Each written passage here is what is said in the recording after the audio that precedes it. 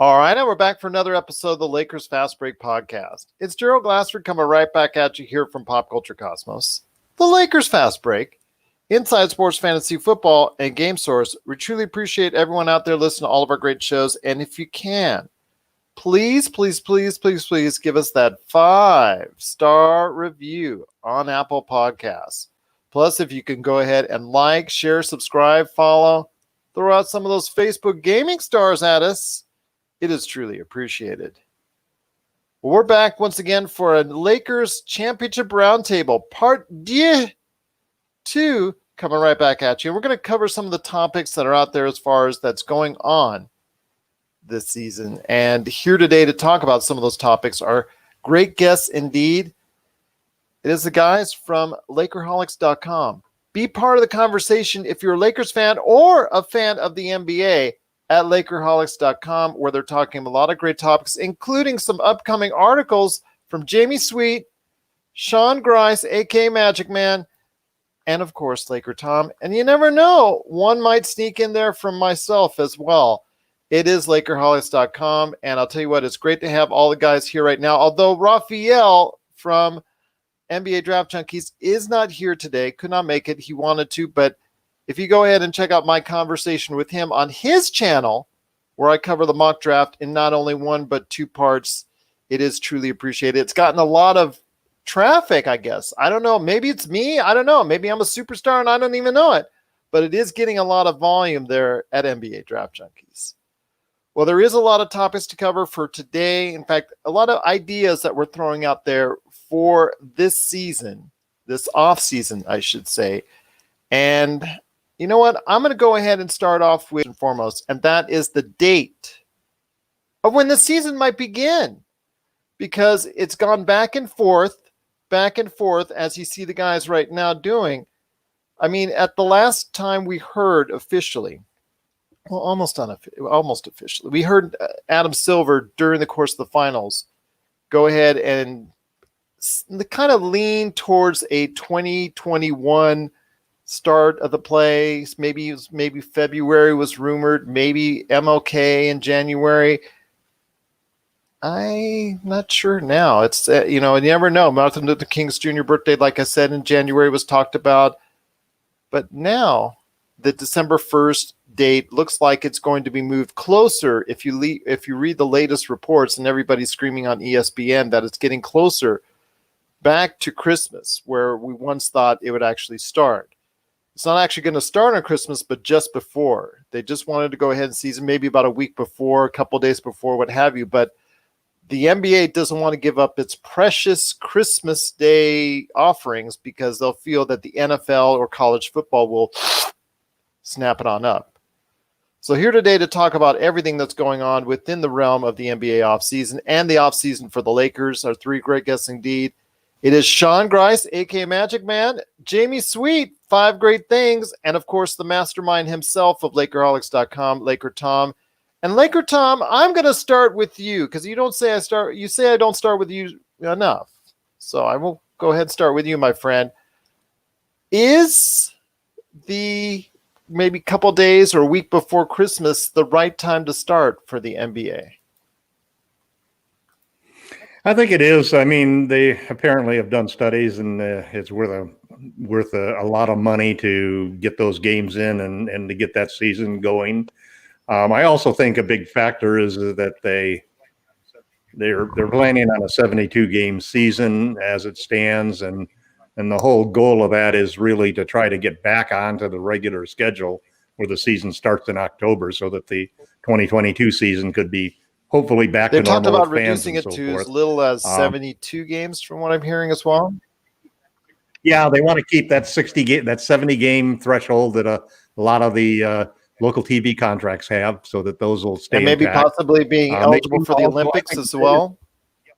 Yep, and I think it's also a reflection of the fact that the coronavirus pandemic is not slowing down, and it doesn't look like it's going to be fans in the arenas, when they open up. And originally they were thinking maybe even by January or February, we might have a lot of things to look forward to, and maybe fans could start going back with vaccines. Well, depending on the state, you can actually have a limited number of fans in the arena. Possibly. It just depends where you are and what the situation is locally. Yeah. So I think it's a smart move. It kind of has some interesting aspects about it because it's going to definitely shorten the off season. I mean, as a fan, you got to love it because we just finished with the finals, and now, we're going to get a Christmas present. We're going to have NBA basketball back in with hardly an off season. That means the draft is coming up. It's going to take the draft, free agency, and the trade session, cram it all together into one delicious, package. Not so good in some ways, though, because, I mean, you can say for the Lakers it's great because they finished running on all cylinders and really playing well. Healthy. But LeBron's not going to have that big layoff that he has every year to recuperate and to revigorate his body. So it's going to be an interesting bunch of trade-offs. I think what it's going to lead to is another one of those years where guys like Pat Riley, sore losers, are going to want to stick an asterisk on whoever wins that championship. And the Celtics are going to jump on the fact that the 17th and 18th Lakers championships were won with asterisks on them. So, but at any rate, I'll take it as a fan. I think the Lakers can just keep rolling. I do see some problems, which we'll talk about, in being able to bring back all of the key players they need to bring back. But all in all, I'm happy with the news. I mean, I'm looking forward to I mean, I doubt that we're going to be able to get together with my family, my grandkids, and my son and daughter-in-law the way we do every Christmas. But maybe at least I'll be able to watch the Lakers on TV. Well, you know what they say, the best NBA teams skate through the last 10 games of the year anyways. So you might as well just rub them out anyways and just go ahead and pitch them. Although the revenue lost from it obviously is something in a more serious tone that is going to hurt the league, at least initially. And you'll see that on next year's salary cap, but it'll be a less of a financial hit. Still a financial hit because you got to consider, again, there's going to be very few people that will actually be able to witness in-home, in live, in arena attendance and things of that nature. So it's something of a concern indeed.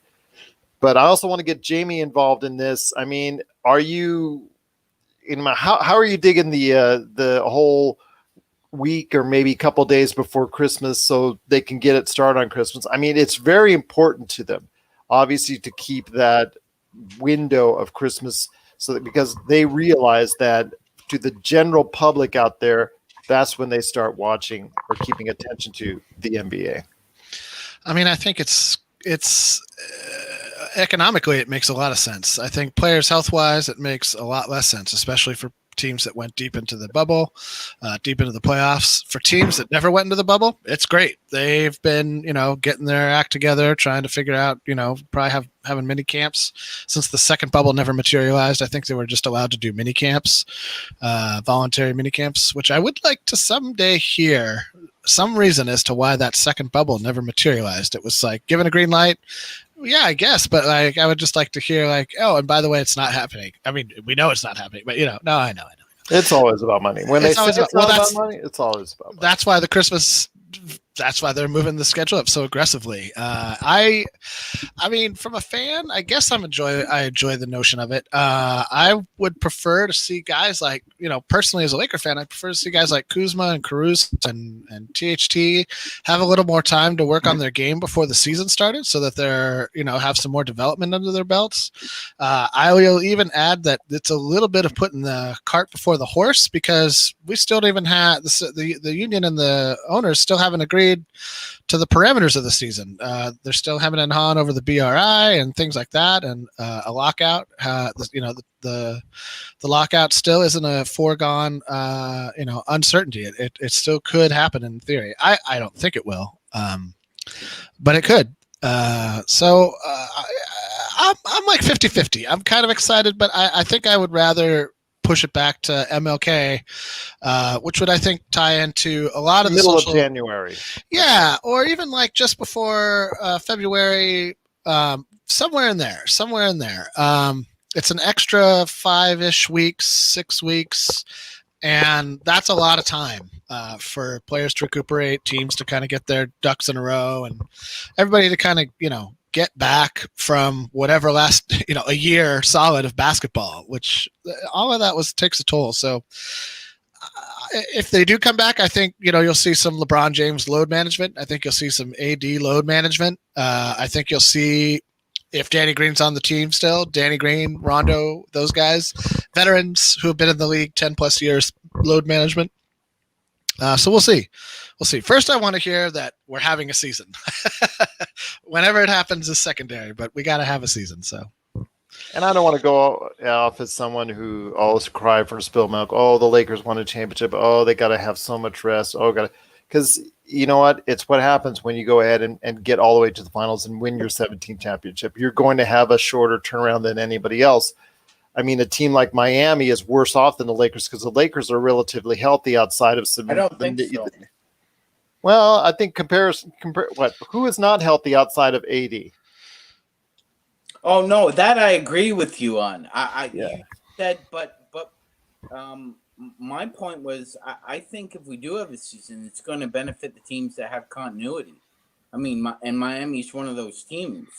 Well, Miami's still got to get healthy themselves. So we don't know the status of Bam Adebayo's shoulder. It could be something or neck. Could necessitate surgery or just time off.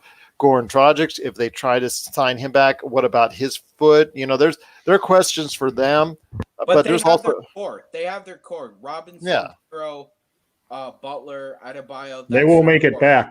Well, Pat Riley has said he's willing to run it back the way as is.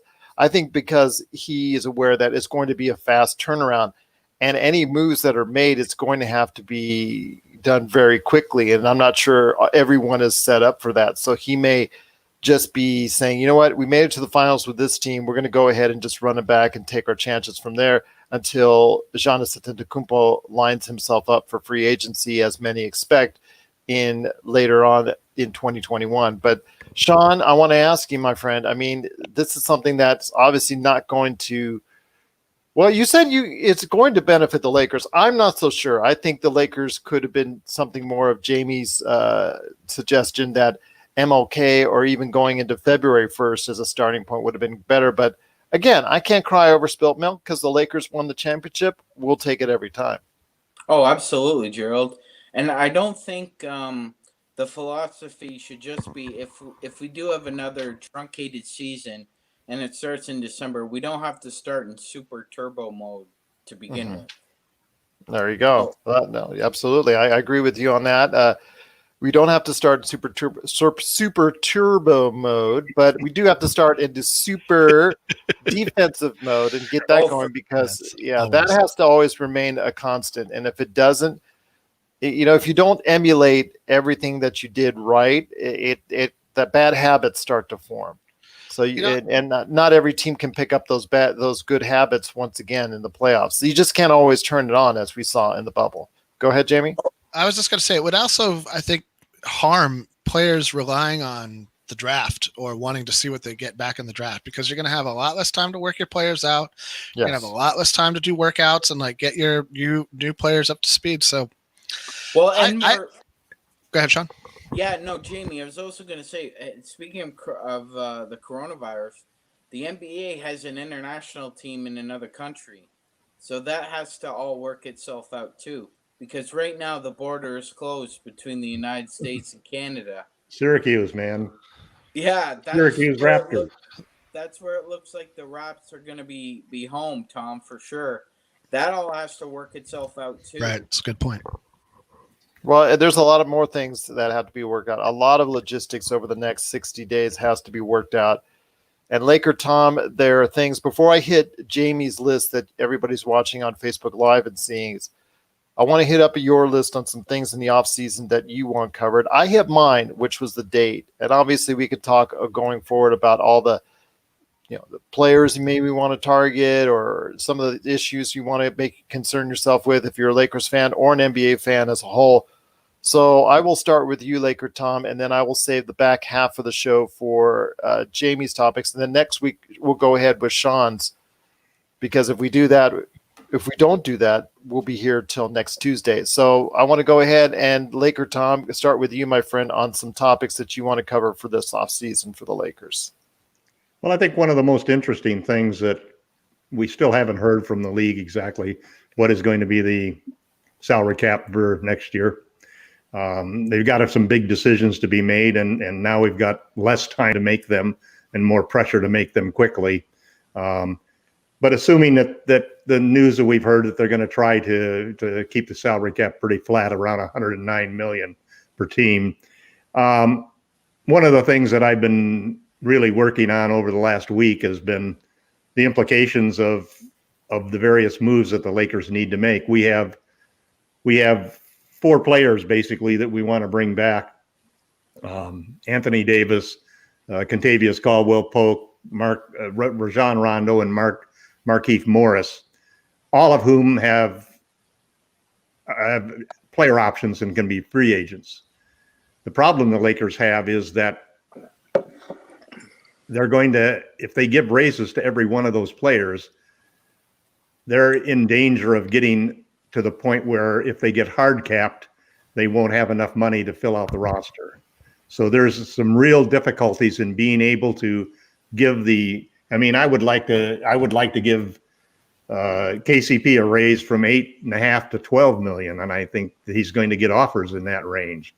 And then I'd like to give Rondo a raise up above the room MLE of 5 million. So that means 6 million. That's another 3.5 million. You want to give AD is going to get a 32.7 increase from 28.5 he's being paid now. That's 3.5 million more. So you've already spent $10 million. And then you've got Markieff Morris, who's a free agent. So if you want to bring him back, he's probably going to at least be worth 3.5. You got Dwight Howard. We're not going to be able to bring all of them back probably unless we decided just to roll it back the way it was. And then you've got a bunch of free agents out there who, I've spent the whole week basically enamored with Christian Wood, who you brought up in the trade that you proposed earlier this year for Derrick Rose. And Wood is just a fabulous talent. He's basically a raw, lighter version of Anthony Davis.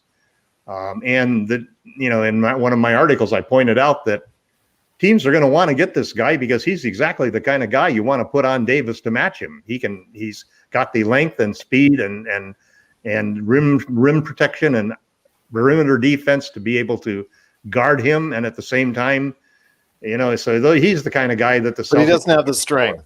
He does not have the strength. He may not have the strength now, but he's an awful aggressive guy. And you see him, you watch him play in those videos and you watch the shots that he blocks. He's a force, and he might be able to be. Oh, yeah, I'm not disputing that. I'm just saying he might be able to be had for the MLE possibly. But the problem is if you use the MLE or the BAE or do a sign and trade, you're hard capped at 139 million. And that means that if you can only pay 12 players, that's all you're going to have on your team. You can't add a 13th player. So there's a big issue there for the Lakers you can't just run it back with the existing team.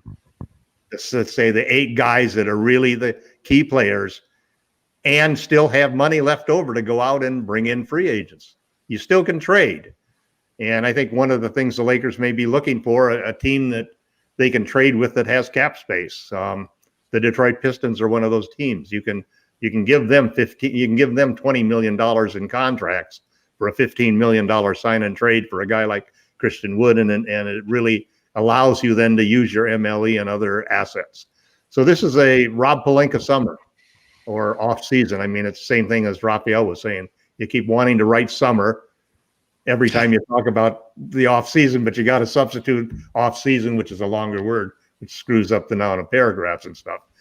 But so anyway, I think that's one issue. I think then the next issue is, what do the Lakers need? They have 4 needs as far as I can see. They need a third scorer, a reliable third scorer. They need another playmaker. Even if they have Rondo, they really could use another playmaker. and they need an elite wing defender, somebody like Harkless from the Knicks. And then finally, they could use a stretch big man like Turner or like Wood or like Aaron Baines from the Suns. So it's an interesting question to see what Rob Pelinka does. And then on top of all of that, you have this whole grand plan to save all of your cap space so that you only have LeBron and AD as the only two players under contract when they head into the 2021 off season. So a lot of things are going to happen, and it looks like they're going to happen fast. So it's going to be a wild. If we thought the season was wild and woolly last time, this off season is going to set new records for unprecedented decisions and fast moves. We may see a lot of free agents just sign for 1-year deals, waiting, just almost writing off this season and saying, I'm going to wait till next year, when there's a lot of teams with free agency money.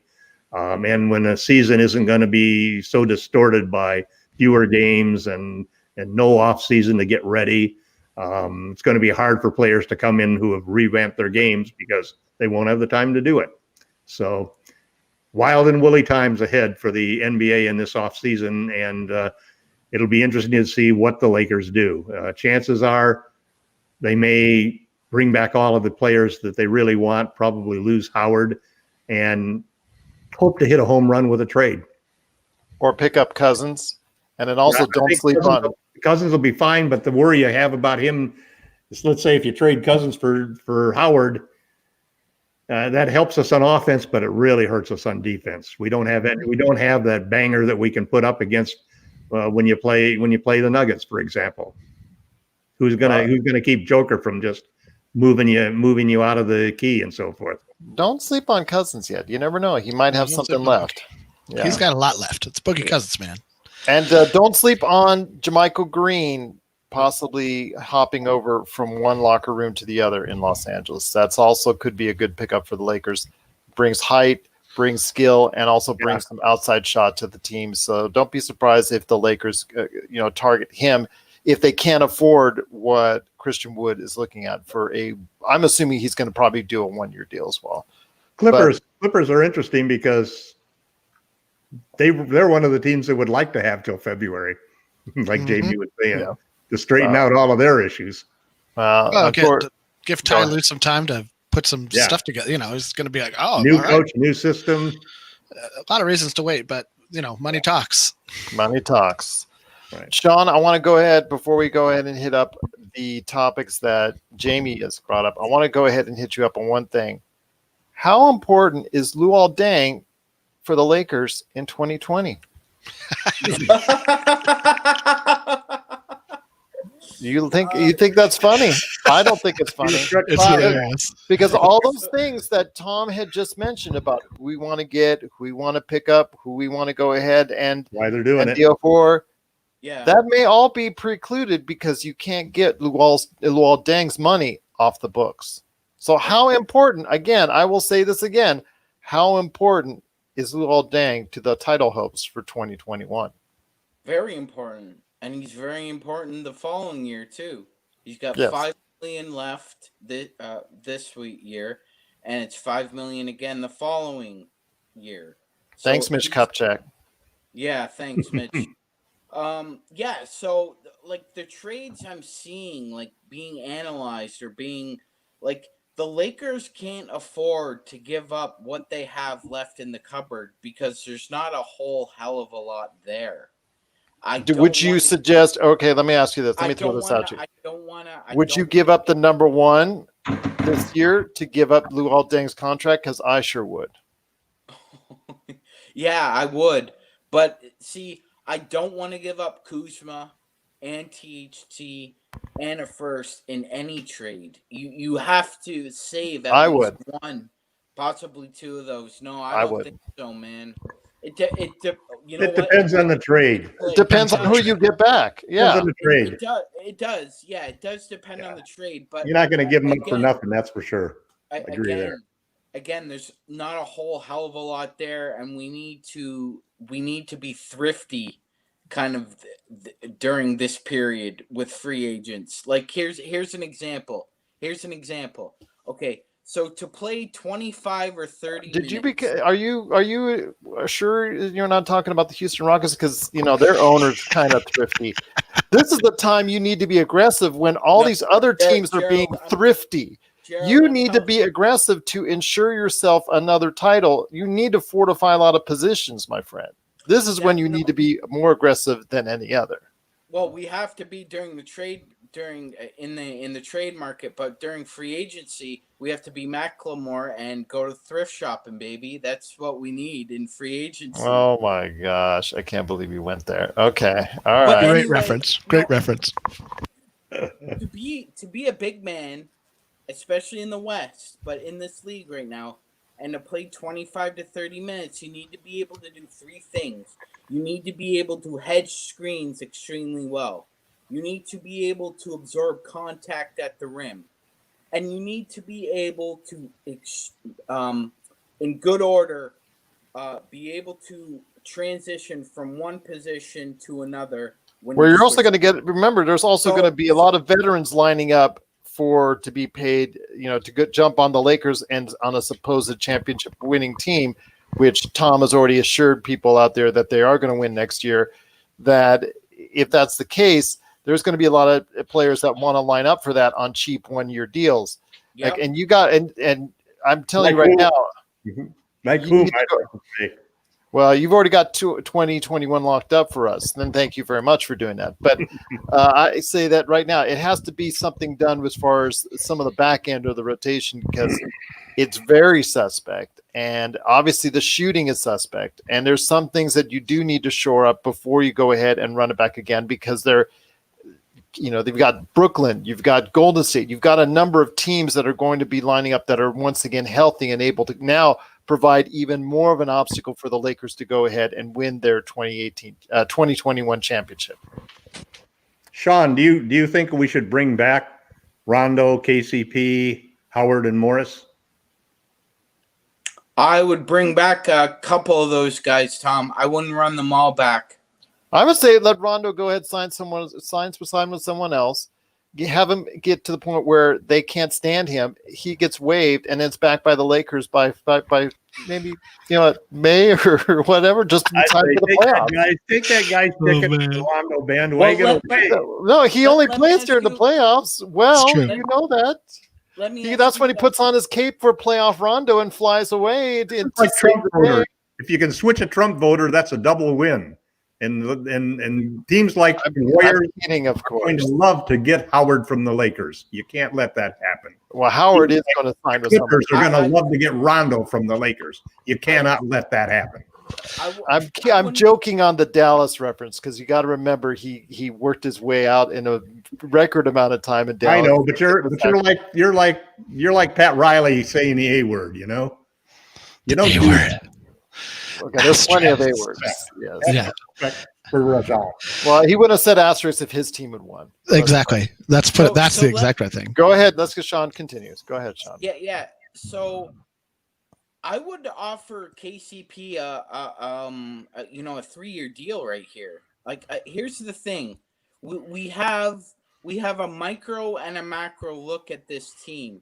You have LeBron for another year, guaranteed. He can opt out after this year. I know Lakers fans thought that when he signed for 4 years, he was here for 4. He actually signed a 3-for-1.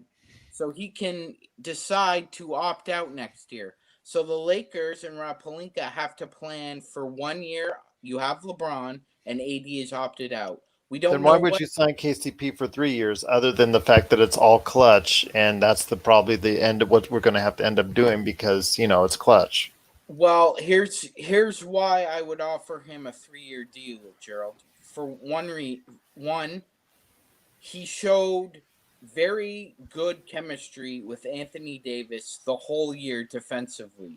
Uh-huh. And any task that AD had for KCP, he asked him to move here, put this guy over. He did it. They worked well together. Secondly, he worked amazingly well with him in the finals. That was some chemistry I didn't see in the regular season, but obviously they've developed it through practice. And he's a similar age than AD, so it's not out of the realm of possibility. I'm not going to say that's right. but and he is that's what incredibly streaky, and that's something you have to ride his streaks as long as you continue to do with that. I agree.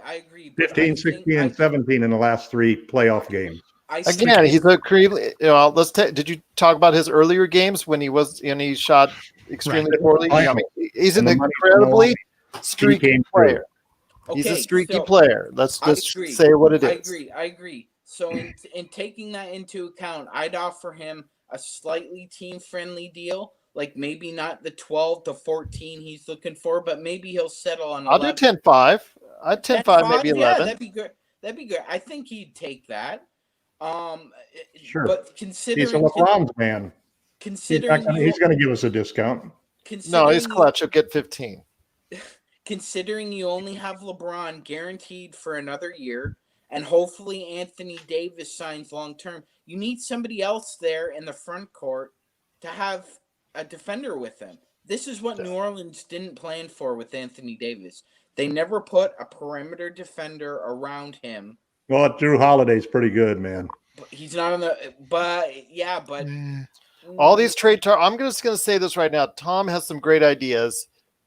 As far as the people that he wants to go for. The problem is all the other teams that have better assets to deal with than the Lakers. It's going to be extremely difficult for the Lakers to sweet talk any of these teams for these players that Laker Tom wants, because of the fact that there are other teams that have higher assets to do so. I mean, it's just that simple. I'm not saying it out of meanness towards Tom. I'm just telling you the realities of what people can throw out, other teams can throw out, as opposed to what the Lakers can. So it's going to be a harder deal. Yes, Sean, go ahead. I had a question for you, Gerald. Uh-oh. So what do you think is more valuable? Signing Alex Caruso to an extension or including him in a trade? I'd sign him. That guy's the grit and the backbone of this team. Yeah, and plus, he has a great relationship with LeBron. Yeah. Is he not the shooter or the playmaker that you want on the team? On the surface, no. But he provides every other thing that you want. He's there, and he provides the grit and the tenacity. He's the backbone of the team. I mean, you've got the stars right up in front, but if it wasn't for Alex Caruso, I'm not sure if the team would have gotten it done, or at least it would have been a lot harder. Let's put it that way. I agree with that. I also would say add this, that we hyped the AD LeBron pick and roll, but the Caruso LeBron pick and roll was the weapon that dismantled teams every game, all the games. Nobody ever figured out how to stop it. I mean, there's a reason Tom loves to go ahead and throw out the plus minus for LeBron and AC, is because it's the plus and minus. It's there. It's gaudy. It's incredible. So I mean, if you were to go ahead and trade that, unless you got something really, really, really, really good back, it would have to blow Rob Pelinka away. It would. And then I mean, on the surface, all these other fans out there, sometimes they can't realize, okay, what is it about AC that gets these Lakers fans in uproar? Is because you see from the inside, you see what he brings to the table. And no, it's not outside shooting. And no, it's not playmaking. It's just the fact that he does so many others of these intangibles. He's this glue guy. He's the epitome of what the glue guy is all about. He could be Derek Fisher. Yeah, 2.0. He's actually amazingly close to what Danny Green is for this team in many ways. Well, it's true. Even though Green embarrasses himself by getting beaten, whereas AC can stay in front of his man, both of them are at the top of the board when it comes to net ratings and plus minuses. And it's because of all of the little things that they do that really help the team. Go ahead, Sean. Yeah, no, I was going to say, actually, I see a lot of John Starks and Alex Caruso. A lot of John Starks. Mm-hmm. Well, I'll tell you what, John Starks aside, because he was actually, like you said, a great athlete and a great performer at times for the New York Knicks. I still want to get into what's going on with the team going forward for this season, this offseason. And there's some questions topics that Jamie brought up. So I want to go ahead and hit his stuff before we head on out. First topic of 5 great things for Jamie Sweet is what aspects of bubble play would we like to see added to the regular NBA season when it resumes, which looks like it's going to be in late December. So, Tom, I'll hit you up with that first. Go ahead. I thought Jamie's suggestions, there were several really good suggestions. If I recall, the first one was basically more spacing around the court so that for the safety of the players and just also for feeling a little free. You don't feel like you're crowded in the corners by cameramen or underneath the basket. I think that was an important thing. I definitely think that having the refs mic'd is something that would, there's no reason why they wouldn't have done that in the past, just like the NFL, to make it a little more clear so they can explain to the audience, it may be a virtual audience they're explaining it to, but at least the audience, that what happened. I do think also too, rather than watching a rabbit run around the perimeter for people to chase him or to do, the wave, that it would be great to have a row of virtual fans around the stadium. Then you could really, you could put celebrities on there, former players and things of that nature. Podcast. That was great. And I like the idea that Jamie had of continuing the support for Black Lives Matter and issues that are important to the Players Association. Can't remember what the fifth one was, Jamie. What did I miss? It was kind of a throwaway one. It was now I'm going to forget. I think you got almost all of them. The referees being able to communicate what was going on directly to the announcers and you being able to hear it. It was the piped in music that the piped in crowd noise that. No, I'm talking about. No. The bigger bench area. The bigger bench area. Yeah, the bigger bench area is great, but I also like the bigger bench area, right? But the referees being able to communicate so you understand everything that's going on with this is incredibly great. I cannot speak enough great things about it because it was just a big move by the NBA. I think it really makes the game more interesting. You understand it. You're not being told everything by an announcer or maybe an interpretation of it. It's direct from the referees. Yeah. So there's no middleman in between it or middlewoman if there's a female referee. The open sidelines, I think, are going to be important because we're going to start off most places, I think, with at least some social distancing of the crowds. So there's really no need to give those $500 front row seats to put them right next to the court. I think they're worth a little more than $500. Plenty of room, and they've got a great sight view. So, there's a chance there that some of these things that Jamie was talking about could be adopted into the regular season of the game and improve it. Sean, I want to ask you the next question, or unless Jamie, you had something to add on your own topic. You're good? Okay. The next question on the list for Jamie on 5 great things for the Lakers podcast today is Vogel the T2 version of a coach? i.e., does he adapt to adverse situations better because he lacks an overarching style or philosophy? His narrative, I think, has been pretty much drawn out for as far as him not being the clear-cut 4th choice. He may have been the 5th choice. I mean, and his seat was considered to already be warm upon entering it because everybody thought he was going to be replaced by Jason Kidd by December. So he has had the challenges from day one and yet exceeded and surpassed them all with an emphasis and focus on defense. And even when Laker Tom was screaming at him how angry he was for not making a change here, not making a change there. He made those changes. He eventually made those changes and at the right times, because look what the ultimate outcome was.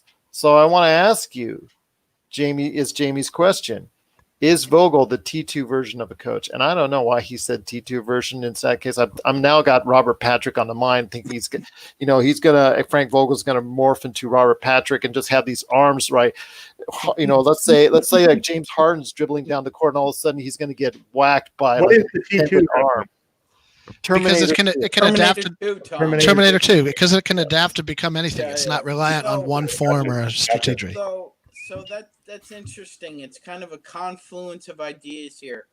Gerald brought up as a topic, I believe last week until we changed it, was the different philosophies that coaches have, and I would put Vogel in a category with, say, a Nick Nurse and a Taylor Jenkins in Memphis, in that they're mutable. they do change their styles. I see two heads shaking yes. I see one shaking no. So well, I mean, I'll let the listeners out there guess who that might be. Vogel did play a form of micro ball in the finals. He put Morris at the 5. The fact that he adapted and wasn't rigid on his style of coaching, my way or the highway, the fact that he adjusted on the fly, maybe not as fast as Laker Tom would have liked, but ultimately when you win 4-1, 4-1, 4-1, and 4-2, you're doing something right. Yeah. And, obviously a lot of it has to do with LeBron and AD, but you know what? Even with those two, if it weren't for the Lakers' focus on the defensive end, the defensive schemes, and the ability to go ahead and adjust those schemes, even with the Lakers not being a premier shooting team, even with the Lakers have a lot of faults on in their half-court offense, they brought it on the defensive end in the playoffs, and that's what ultimately got it done, and that starts right with the coaching staff. But that's his philosophy. That's the point that I disagree with. I don't disagree that Frank made great adjustments and that he should be in that class of coaches who make the great adjustments. But the first part of that statement is what I disagree with, because he was a coach who had a very definite style.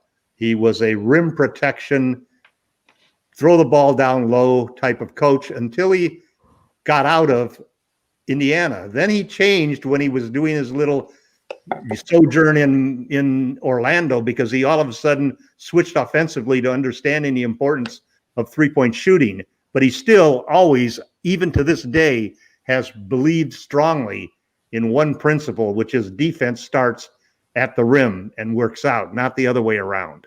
And he applied that and used that and adapted that to a small ball philosophy.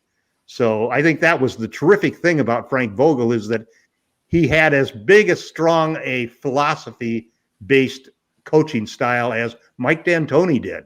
But unlike D'Antoni, he was willing to make adjustments as he moved on and as he evolved as a head coach, and including terrific adjustments that he made all through the finals. And all of those adjustments that I kept screaming for him to do, he went through and finally came through and did every single one of them. It took him till the 7th game or the 6th game of the finals to do the last one. But my God, what a great thing that he did in putting together. He was the coach of the year and should have gotten it. And on Lakerholics.com, he did receive the coach of the year award. Well, go ahead, Sean. Yeah, no, Gerald, I was just going to say, I mean, before Bill Belichick became this Svengali god in Boston, he played in Cleveland and was shit. And I sorry for the language, Cheryl, but I was just gonna say, coaches evolve. That's the point of this gig. Is some do. Tell that to Budenholzer or D'Antoni. Or D'Antoni. Yeah. Just letting you know, we go out to road. Or Doc Rivers. When this goes to tape, it goes to radio stations. So if we can keep it clean, that would be greatly appreciated. But again, you follow the lead of Laker Tom, who does it on his own when he's half drunk, anyways, after Lakers championship victory. So just after Game 6, man. Yeah, I know. My bad. Yeah. Haven't had a drop. Don't worry, Sean. It's okay. Laker Tom has done it all too many times before. He's already created many a nightmare for me in post. But be that as it may, at least I still like the best thing about that as far as the T2 statement, because if we can get to where he can clone himself into Robert Patrick and, right there on the sidelines and be able to somehow like extend his arms, I think that would actually work best. But Jamie, on that topic, is there anything you want to add? Because it was your topic. So, I mean, I just would say that everybody kind of harped on it, right? Like the idea that there's not one way to win a basketball game. And mainly, I think, the biggest philosophy that he has is to get out of the players' way, to let the players be themselves. I think that was like Phil's overarching strength as a coach, is that, he had a foundational philosophy that he based on his offense on, and they basically prioritized defense as much as any team ever did, which always goes under notice. But he got out of Michael's way while still not letting one player destroy the team identity, and that I think is something that Vogel does pretty well. It's like we're gonna let LeBron James be LeBron James on offense, but not to the detriment of the team. And that's not an easy walk to walk. It's not easy to say like, superstar, go be a superstar, but don't leave the team behind. You can see how hard it was in any generation of basketball, any era of basketball. It's why Wilt didn't win a ton of championships. Wilt went out and did Wilt for far too many years if he wanted to be. I mean, back then, the whole who's going to be the greatest player, I don't think came up to the degree that it does nowadays. And probably, in all honesty, I don't think Wilt Chamberlain would have cared one way or the other. It's not his cup of tea. But it's just, I really appreciated how Frank Vogel was able to, we talk about guys like Caruso and Green and some of the other role players. I think that they're emboldened by a coach like Frank Vogel and allowed to be themselves to a degree that maybe another coach would be like, not to harp on, not to, keep pillarizing and throwing darts at Mike D'Antoni, which I really could do for days, but I won't. I don't have I have almost zero love for rootin' tootin' Mike D'Antoni and his just chuck it up system. But I think that like when they traded Clint Capella, it was as clear a sign as anything. And like even the issues that Dwight Harden had with Chris Paul, who's a James far Harden. better. You said Dwight Harden. Sorry. Well, and Dwight Howard and Chris Paul. James Harden had issues with all of them. Mix them into both. There you go. Same problem. But same problem. Like you're not letting me be me. And I have a tremendous amount of respect for what James Harden can do and does. Some of those knees aren't the right knees. Well, that's the problem, right? Like he would win more if he did less. And it's a hard pill for some athletes to swallow. Especially athletes who are at the top of their game. I mean, it's Kobe had a hard time swallowing that pill until he got Pau Gasol and saw like what they could do together with a team that believed in what they were doing. And so that's what I think is Frank's great. And the T2 reference is just because that could change into anything. And I felt like the Lakers really were able to change into anything in the postseason. They went from kind of a plodding half court, slow moving beast in the seeding games to an elite transition defense fueled micro ball at times. And everybody bought in on the defensive end is kind of the main thing. So it's hard for a coach to get anybody to do that. And when your superstars do it, it makes it easier. So, well, I think they saw the ultimate goal, and with that in sight, they decided to go ahead and they bought in. Once they see LeBron buying in, everybody buys in.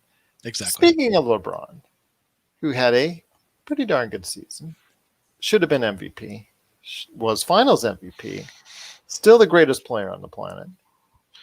I think one of the things that is being asked as far as the number 3 topic is how long can LeBron keep this up? Now, all kidding aside, when we talk about him being a cyborg and still only at the age of 25, which he will probably be for the next 15 to 20 years. All kidding aside, Laker Tom, I'll start with you. How long can LeBron keep this up? I think we'll find out this year, Gerald. Without having the summer off, with a 72-game schedule, it's probably compressed. And turning 36 on December 30th of this year, we'll find out how good LeBron can be going forward. These comments that he's been making to AD saying, this is your team. I could retire tomorrow and be happy. First off, but he isn't. I don't believe that. But I do believe that he's going to turn the team over as far as the responsibility for scoring a lot more to AD as we move forward. And I think he's going to step back and be a lot more of a facilitator going forward, which is one of the reasons why, that's why the Lakers need a third scorer, a consistent third scorer. Why would you actually want to go ahead and do that? Playmaker, but why Rondo is really important. So, I think our priority is first off, I think KCP, by the way, I think Sean's comments about KCP were dead on, and he's the third most valuable player on this team, without a doubt. And then I think the fourth most valuable player on this team was probably Rondo. So you can't if you got to bring anybody back, you got to bring those two guys back. I hate the thought of Howard going to the Warriors, or to the Celtics. Could be the Warriors. So, he's gonna be looked at. Teams are gonna reach out. I think LeBron will play at least 3 more years till he's 40. I don't see him quitting before then. I don't see him quitting before his son if he's. The other thing with with KCP is he's been wanting a multi-year contract every year, and Rich Paul has convinced him to take that 1-year contract and to trust us. So, and then Pelinka said the same thing. If there's anything that's going to break the 2021 summer thing of saving all of the cap space so it's just AD and LeBron, it's KCP, because they can't let him go. He's just too valuable for this team. We don't have another reliable outside shooter on the team who can consistently produce and who plays the kind of diligent defense and hard every single play as KCP. His drives to the basket, his assists off of rolling to the basket, those were all superb this year. He may be a little bit inconsistent, but I think that inconsistency even is something that is more of a hangover from the past and from a few games here and there than it is. So, but getting back to LeBron, I think LeBron will stay for 2 more years, and then I think he'll sign another contract. I think part of his whole thing is that he's going to play until the Lakers can draft Bronny. And I wouldn't be surprised if he. And I also think that the Lakers would not be having this 2021 discussion involving LeBron James that it could only work with LeBron taking a pay cut, unless LeBron has already said something to Rob Pelinka and said that basically there'll be a point in time when I will drop out of the superstar salary so that the Lakers can get somebody to go with Anthony Davis. So I get LeBron 4 more years. He'll be 30. I would love a front line of LeBron, AD, and Giannis Antetokounmpo. This will be a year. It'll be 36 this year, 37, 38, 39, 40. That's 5 more years. Okay, fair enough indeed. Jamie, Magic Man, real quick. Go ahead, Jamie, on this issue, because I got 2 more topics left and 10 minutes to do it in. All right, 5 years. 5 years? Well, that was. We're on time. We're right on. I think, like I said, I think what the deal was with Bronny. Yes, if Bronny becomes a legitimate NBA prospect, then I think the realization is there. If he doesn't, for some reason or another, if he just doesn't progress the way he should or the way we hope. Yeah, I was just going to say, I'm not sure the Lakers are going to be in a position to draft Bronny. Yeah, if he becomes a player, if he's only ranked like the 25th, 26th player in most of the he's class ratings for his class. He didn't even start on his team yet, really. Yeah, I think he's 14, 15. Yeah. Go ahead, Sean. Yeah, no, I agree with Gerald. It sounds like he wants to have sort of like a Ken Griffey Sr. ending to his career. He'd like to play at least 1 year with his son, at least to pass on some knowledge to him and get him comfortable inside a locker room with other men. You know, it's what Phil Jackson said, this is a man's game. And I think LeBron likes the idea of being with Bronny for a year and being comfortable with letting him go and spread his wings on his own after he's had him for a year. Number 4. 4 more years of Bronny having LeBron as his coach. It's going to help that kid's career. Number 4 on the topics. Is it better to cultivate a player or to pass the torch? To have better flexibility, to add top-tier talent when the time comes. And I think you've already covered quite a bit of it, Laker Tom, when it concerns you saying that LeBron will go ahead, hopefully, and make some sacrifices financially. Although, his sacrifices financially are not my sacrifices financially, but be that as it may, in order to go ahead and the Lakers to acquire more top-tier talent. Do you see that, Magic Man, as being the case, that LeBron will, as Laker Tom put it, make some sacrifices financially in order to go ahead and better the team going forward? I'll believe it when I see it. Exactly. All right, fair enough. The guy who sleeps in him Go ahead, Sean. Sorry. Paul or engineered the I believe it's the under 38 now. Yes. Yep. So yeah, he did that for a reason. He's plotting things out. And Chris is obviously plotting things out, so I think they did that for a reason. Agreed. The guy who sleeps in carbonite every night is not going to take a pay cut. It's just not going to happen. He puts his body through too much. He invests in himself too much. Legacy. The GOAT is to be the GOAT. I think that comes down to having supermax contracts well into your late 30s as well. I don't think that it's just going to be on court production. The next 3 years he'll get the max, but probably the last 2 years he'll take 20. We'll see. I mean, this is the same team that, without any negotiation, dropped a $25 million extension on a very injured Kobe Bryant's lap and said, "What do you think?" So, granted, that was Jim and Mitch, and I wouldn't also I feel like Mitch doing it. I also feel like I kind of hope that Mitch finds his way back somehow, some way to the Laker organization. I don't like how Mitch. Are you feeling well? Yeah, I am. I'm not saying I feel good. Great, actually. I shaved. I'm looking good. Feeling good. Little ill.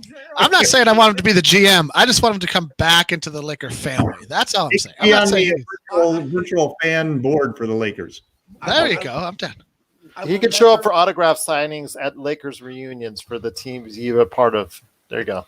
I will never get the image out of my mind from Game of Thrones of Magic retelling how the Lakers are going to come back to glory and Jim and Mitch's heads are on pikes. Right, totally. The Game of Zones, totally. Game of Zones is great. Yes, you have to give that a watch if you can out there. That's Game of Zones. 100. Yeah. Well, I'll tell you what, it's been a great time indeed, but there is one last question. It's the best one. It's the best one of all. In fact, Laker Tom is finally checking it out now. I know, I saw it. When will ESPN rename the trade machine to the Laker Tom machine? Because Laker Tom has been busy all year long, and even more so now that the Lakers have won their championship, and he has some time to go ahead and even play with it a little more. Not just this year, Gerald. Not just this year. Every year. Oh, yeah, I know. Well, ever since I know him, he's been playing with it. So, yeah. Forever. Since it came into being. There's actually a better trade machine than the ESPN one, although it doesn't work sometimes. I have to say, to be fair to Tom, Bill Simmons is really giving him a run for his money. Yes, that is true. That is true. It's true. But, there are going to be more crazy trade proposals that Laker Tom will have for you. In fact, we see one almost every single week. But the only place to go ahead and check this out, besides Laker Tom's great Medium articles, which I'll give him full props for, even though there's some sprinkling of crazy Laker trades in there, but also the fact that he mentions all the stuff at Laker Tom on Twitter, is the great place to go for all these guys right here, including myself, and all the material that we do is at Lakerholics.com. So before we head on out, guys, I want to go ahead and get an update from each and every one of you on what you're doing. Besides, crazy, you know what? I think in the near future, I think we all got to have an episode here that comes up with some crazy Laker trades. So next week, on top of the issues that top of the things that we're going to talk about, including Avery Bradley, Danny Green, Kyle Kuzma, JaVale McGee, that their future next week, we'll go ahead and think of some crazy Laker Tom trades of our own for next week that could actually realistically work in honor of Laker Tom. So we're going to call it the Crazy Laker Tom episode next week. But before we head on out, we're going to go ahead and talk about what we're up to. And Sean, I want to start with you, my friend. I gave you a hard time on the show today. No hard feelings, as always. It's all good. And as I always say, it'll be great in post. I want to hear your thoughts, man, on what you're up to at Lakerholics.com. Thanks, Gerald. And again, preemptive apologies for posts. That's okay. That's why my best friend's name is Audacity. Thank you very much. You know what? I'm working on a post on Aaron Baines. I believe in a previous podcast I had predicted, I believe he not only will stay in the Western Conference, he'll stay in the Pacific Division. I believe it's going to be, a race for Howard and Baines in that division. I believe the Warriors are going to end up with one or both of those guys, and the Lakers or Clippers are going to have to end up with the other one. Baines is a really important player this offseason. He does a lot of things, both offensively and defensively, that can change. Gets injured a lot, though. He does. He does get injured a lot. And he's older. He's in his mid-30s. He has, but he has added a really good 3-point shot to his game True. that Very true. makes him a valuable key contributor. He could play 30 minutes for a contender right now. Yes, he can. Absolutely. That's great. So I'm looking forward to that. I mean, Lakers seem to specialize in some all often injured mid-30s players. So there you go. He would fit right in. Hopefully, that suddenly find a miraculous bill of health during the season that they win a championship, i.e., Dwight Howard. So you never know. I also like the idea of another guy who played against LeBron in battles and now is going to team up with him for a ring. I like that idea too. You like Tristan Thompson? Is that who you're talking about? Or Paul Millsap? Oh, Millsap. That's another free agent who looks pretty good in a Laker uniform right now. I agree. Yeah, as long as you're not expecting a whole lot, because you saw with still the expanded role in Denver, you saw he's not the player that he once was, but he can still give you some effective minutes off the bench.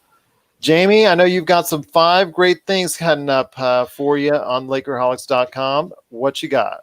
I'm working on some, as I've highlighted what I liked about the bubble this week earlier. I think I'm going to work on some rules changes I'd like to see the NBA adopt, or just general improvements to how the NBA could be run on the court. Off the court, I think it's doing pretty well. And one last thing on the trade point being that I think the Lakers should be focused not exclusively, but mainly on trying to stay soft capped, re-sign as many of the key players as they can, and then even to maybe try being the key phrase here, but try to get some team friendly deals in terms of tradable, because I think that there's going to be a lot of movement at the trade deadline this year, on top of what the madness that we normally see, because some teams are going to be seeing the window close, and whether Chris Paul gets moved in the offseason is a big question mark, but I don't see Chris Paul finishing the season in OKC. And I could say the same for Giannis and a number of players. I don't necessarily see all the superstars that are on the teams they're on now finishing the season on the teams they're on now.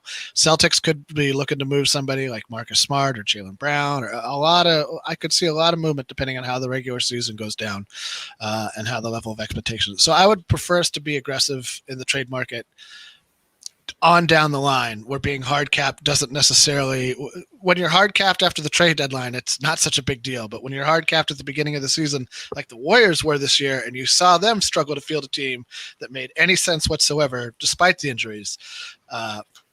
So I'd like to see the Lakers avoid that scenario at all costs. But other than that, working on some 5 things and trying to keep my glass half full of optimism and practicality.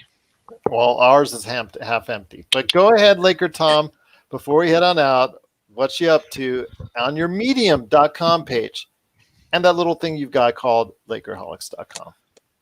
I've got 3 articles that I'm working on simultaneously right now. One of them is the 8 players that the Lakers need to make sure to keep it or bring back. That's my core 8 players that I think are important to the team. And I'll leave it for that article to come out for you to know exactly which 8 I'm talking about.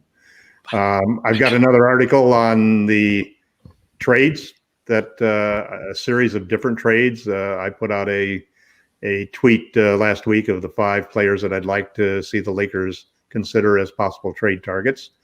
And I've got some adaptations in that because of a desire to make sure that the trades open up more cap space so that we can keep all of those players that are on my list of 8 players. Which we can at this point in time, unless we were to get that $5 million of Dengs taken off, or unless we can engineer a trade that brings us a little bit of cap relief.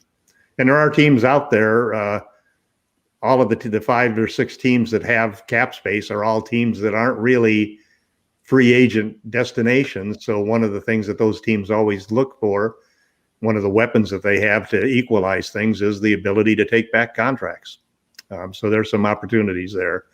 And then I've got an article that's a follow-up on the series that Sean inspired about 2020 and what a wacky year it is, and Wackadoo. we're a bright beacon of hope in a year of nightmare disarray, and that sort of crosses another line that I've sort of allowed to be crossed at Lakerholics.com to a certain extent, which is that I also think that in addition to the Lakers championship, the November 3rd election is going to be the second beacon of light that's going to illuminate and make the 20s a lot better than the end of the 19s.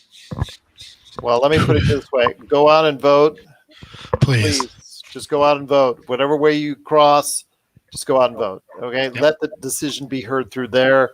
I'm hoping for the 50 same million of us already have. I did too. I actually went down to City Hall and turned mine in directly, so I ain't playing with no USPS on that one. How I long was double the checked it line? online, and it's been Mine, I just walked right in. Yeah. Okay. I just walked right in. You hit up City Hall just before closing time. It's all good. They're all gone. So Right. yes, That's good. Yeah. best way to do it.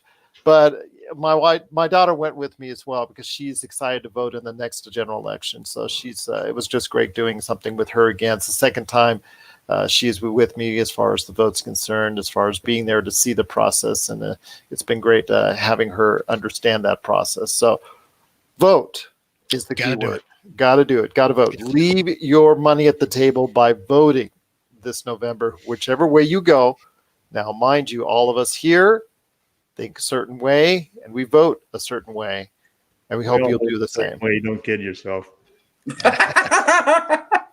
It's trying to be as fair and as He's just trying to be peaceful. He's not trying to be exactly. over blunt about it. Exactly. So My wife's been inundated with Donald Trump emails. The whole family now wants her on their side. She's got emails from Melania, Don Jr., Donald himself. It's just amazing. Ivanka. that's one of the things I would ask as far as if there could ever be an ordinance made as far as all the paper and all the signs out there as far as political campaigns, if that all could be done away with, because we waste so much paper, so much in stuff as far as the signs and the paper and all this stuff, all go to digital advertising for going forward. For digital garbage too. I have to admit, those digital billboards of Jared and Ivanka. Oh, amazing. Were very persuasive. All right, I'm getting ill. But before we head on out, I just want to go ahead and tell everybody, yes, my class homework is finished as far as being written. I just got to go ahead and add in links to it, so you'll see it this week on Lakerholics.com. I felt like I was going back to grade school with this assignment I was giving by Professor Magic Man. Don't publish it. Just post it and save it. Yeah, I know you told me already. Yeah, but you'll see that. You'll see that coming up in the near future at Lakerholics.com. But I also have, again, a worldwide radio show known as the Pop Culture Cosmos. It hits twice a week wherever you get your podcasts. I'm covering a lot of the latest news and information in the world of pop culture. Josh and I dropped a show that's going to be hitting our radio waves tomorrow and also everywhere you get your podcasts. So you want to check that out. I'm also doing a Game Source profile of the upcoming game Assassin's Creed Valhalla, which we're doing, and it's dropping every Wednesday, a new game profile for the upcoming hit video games this holiday. It's going to be hitting every Wednesday, so you want to check that out. And in fact, we'll go into a deep dive coming up in the near future on the next generation of consoles. And of course, if you're a fantasy football lover, you also hit up Inside Sports Fantasy Football. Chris Ardieri and I do a great job there as well. And don't forget, don't miss Gerald's excellent contributions on the part 2 of Raphael's late NBA Draft Junkies drafting. Shows the guy shows that he's not just a one-trick pony. He actually can deal on a really beautiful wide range of assessments of draft prospects. So it was a terrific podcast, and everybody can see a copy of it and click on it at Lakerholics.com. Absolutely. And you can check it out there. And then all the great stuff that Rafael Barlow is doing. Big shout out to him at NBA Draft Junkies. It was a pleasure cutting both mock drafts from 1 to 15 and 1 to 14 and 15 to 30. It was a great time doing that. You'll get to see my pick for who I think the Lakers, if they pick that for themselves, which right now is very much up for debate. I would love to see a trade for Luol Deng on that one, but that's just me. I But- love the picture. They can't. How could they do that? They can't do that. No, they got rid of that with the Aaron McKee trade. Yeah, I mean, but you can go ahead and you can find ways. You can go ahead and give a player and a pick and all that for Luol Deng, and you're going to have to clear. You're going to have to clear his space, like you said, Town. The Luol He's Deng been waived already. You can't trade him. Luol Deng, you have to go ahead and find a way to stretch it. The injury, I mean, they've appealed to the league as far as seeing if that's the case because of career-ending injury. They're trying every which way to get that off the books. Just add Bradley to any trade that you make. It's straight even money. No. Oh, that's for next week. We'll talk about that next week and so much more. I want to thank everyone for watching, everyone for listening. It is the Lakers Fast Break Podcast. If you have any questions for the crew, be nice. Be very nice, because we did get some feedback this week, and we truly appreciate it either which way. But please be nice if you can. At Lakers Fast Break on Twitter, LakersFastBreak@yahoo.com. You can always go ahead and send us some love out there. And thank you to the thousands and thousands of listeners we've garnered over the course of the 175 plus podcasts that we have. Cannot thank you enough for listening to us. We consider ourselves the best of the Lakers podcasts that are out there. And I think we do. We back it up each and every time out. So hopefully you do too. Hopefully you'll check us out and continue to do so right here at the Lakers Fast Break Podcast.